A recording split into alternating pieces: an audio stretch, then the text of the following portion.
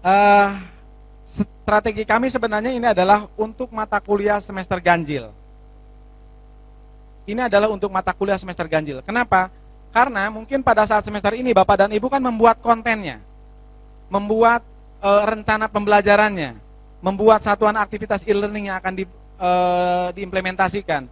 Nanti pada saat tahap implementasi, Bapak dan Ibu bisa lihat di sini ada yang namanya proses review dan ini adalah antara laporan kemajuan di 11-15 Agustus. Di sini adalah review proses laporan kemajuan. Dan perlu diingat bahwa di akhir Agustus juga itu adalah proses awal mulai mata kuliah itu berjalan. Sehingga proses implementasi untuk mahasiswa bisa diberikan di awal semester ganjil, Pak Bedi. Dan setelah proses implementasi di semester ganjil itulah nanti hasil evaluasinya atau feedbacknya kita bisa peroleh dan diberikan di presentasi di laporan akhir.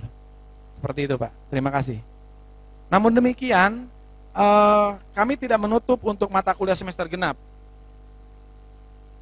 Mata kuliah semester genap, apabila Bapak dan Ibu adalah mengelolanya mata kuliah semester genap, saya yakin masa sih ada seorang dosen yang mengelola mata kuliah semester genap, kemudian semester ganjilnya libur atau sebaliknya.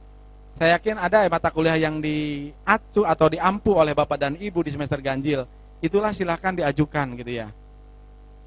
Namun yang perlu diperhatikan di sini adalah saya katakan bahwa ada beberapa mata kuliah mengajukan misalkan proposal untuk hibah e-learning 2014. Misalkan mata kuliah A diajukan oleh 3 tim dosen. Mata kuliah A, mata kuliah yang sama. Maka yang akan disetujui adalah hanya 1. Itu yang perlu mendapat perhatian. Makanya nanti pada saat kita berikan atau Bapak Ibu memberikan proposal dari hibah e-learning ini, itu wajib diketahui oleh pimpinan prodi atau pimpinan fakultas. Tujuannya adalah sederhana, supaya tidak ada yang namanya interseksi mata kuliah. Malah bila perlu bagi suatu prodi atau suatu fakultas bisa dibagi-bagi. Bapak dan Ibu mengerjakan mata kuliah yang mana, yang ini mengerjakan mata kuliah yang lain, seperti itu. Kalau misalkan sukanya kompetisi, silahkan. Itu lagi pula dari yang tahun kemarin pun ada beberapa dosen yang mengajukan hibah. Ternyata seorang dosen itu sampai mengajukan 3 proposal, tetapi yang disetujui tetap cuma 1. Karena penekanannya adalah yang pertama di mata kuliah, yang kedua keterlibatan dosen. Tidak mungkin dosen itu bisa berkonsentrasi lebih apabila dia mengerjakan sampai 2 atau lebih hibah yang dikerjakan gitu ya. Jadi kami pengennya adalah fokus Bapak dan Ibu memberikan yang terbaik, sehingga yang disetujui itu adalah 1 proposal untuk 1 orang ketua atau 1 orang dosen yang ini. Dan kemudian ketua itu adalah wajib dosen tetap Telkom University. Dan kemudian apabila memang itu adalah dosen LB, bisa menjadi anggota di sana. Dan tidak ada batasan bahwa lintas fakultas itu diperbolehkan. Syaratnya adalah hanya dosen Telkom University. Ada pertanyaan yang lain, silakan.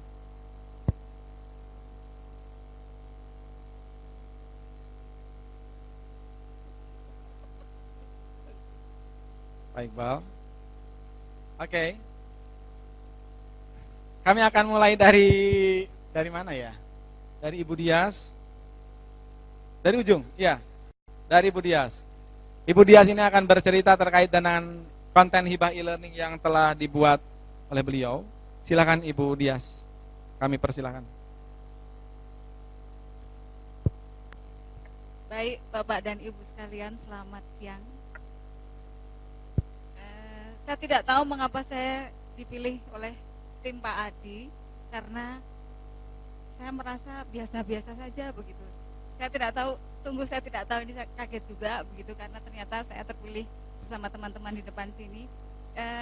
Mungkin yang bisa saya tidak tahu Pak Adi. Jadi apa yang saya sampaikan di tipsnya atau? Oh ya, yang saya tangkap dari tujuan dari e-learning itu adalah memanfaatkan multimedia sehingga mahasiswa bisa belajar sendiri tanpa bantuan kita, dan juga bisa menguji, mengetes kemampuan mereka,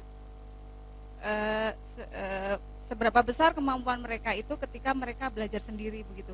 Jadi di e-learning kita siapkan materi, kemudian lengkap dengan multimedianya, sehingga mereka tertarik untuk terus membaca tanpa bantuan kita, tetapi harus tetap diusahakan agar mereka merindukan kita di kelas. Jadi artinya mereka membutuhkan kita. Jadi mereka tetap merindukan, ingin datang di kelas karena ada yang ingin ditanyakan gitu. Bukan berarti ada materi yang disembunyikan, tidak. Tetapi memang ada beberapa materi yang kadang-kadang tidak bisa diujikan dan ditayangkan di e-learning.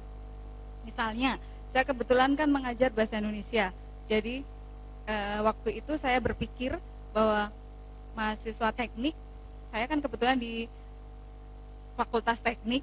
Jadi saya berpikir bahwa mahasiswa akan bertemu dengan materi yang serius-serius, begitu tampilannya juga tampilan yang penuh dengan bau-bau teknik begitu, maka saya berusaha tampilan animasi saya itu pakai bahasa mereka, yaitu unyu-unyu begitu. Jadi saya bikin mereka seperti bermain atau main games begitu mereka. Jadi dan ternyata feedback dari mereka dari skala 1 sampai dengan 4 yang saya bikin kuesioner, saya bagikan ke mereka, ternyata hasilnya rata-rata 3, jadi lumayan begitu ya. Dan bahkan dari feedback tersebut dapat beberapa mahasiswa yang tadinya tidak suka kuliah saya itu malah jadi tertarik dan ingin terus belajar begitu. Apalagi ya? Ya, jadi intinya dua animasi yang saya buat itu saya bikin seperti mereka bermain game, ada puzzle juga semacam itu. Kemudian di sana mereka membaca materi yang sudah ditayangkan, materinya pun juga dalam bentuk animasi. Kemudian mereka menguji kemampuan pemahaman mereka terhadap materi. Di sana mereka bisa mengetes seberapa besar pengetahuan dia terhadap materi tersebut. Kemudian dia bisa mencoba lagi berkali-kali seperti itu. Kemudian saya juga sempat buat kuis online gitu.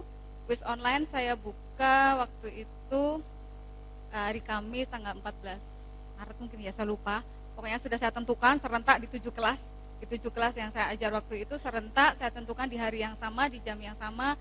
Saya buka pukul 8 hingga pukul 22. Pukul 8 malam hingga 10 malam gitu. Dan ternyata ketika saya tanya di kelas, hampir semua mengatakan lebih suka kuis online dibandingkan kuis di kelas. Tentu saja begitu alasannya. Tapi ternyata ada beberapa juga yang lebih suka kuis di kelas karena alasannya, Bu, kalau sendiri di rumah itu kok deg-degan ya Bu, nggak ada temannya begitu. Nah, tapi ternyata serentak semua mengatakan lebih suka online. Padahal waktu sudah saya buat sangat singkat, jadi tidak ada kesempatan bertanya begitu. Misalnya mereka bersama-sama mengerjakan, itu soal sudah dibuat acak sehingga ketika seorang mahasiswa membuka nomor 1 itu akan muncul di nomor 5 atau di nomor 6 di mahasiswa yang lain gitu. Dan kemudian waktunya sangat saya batasi sehingga mereka tidak ada kesempatan untuk membuka atau tanya kanan kiri karena mereka harus sibuk dengan soalnya masing-masing tadi. Nah, hanya kelemahannya kemudian baru ketahuan kemudian bahwa ternyata tetap saja mahasiswa bisa melakukan kecurangan. Misalnya kalau dia baik, begitu dia buka soal halaman 1 langsung di print screen. Kemudian soal yang kedua print screen lagi, diedarkan ke teman, kalau dia baik bisa seperti itu. Apalagi Pak? Mungkin itu, silakan barangkali ada yang mau bertanya. Tidak ada Pak. Terima kasih Ibu Dias. Selanjutnya Pak Porman.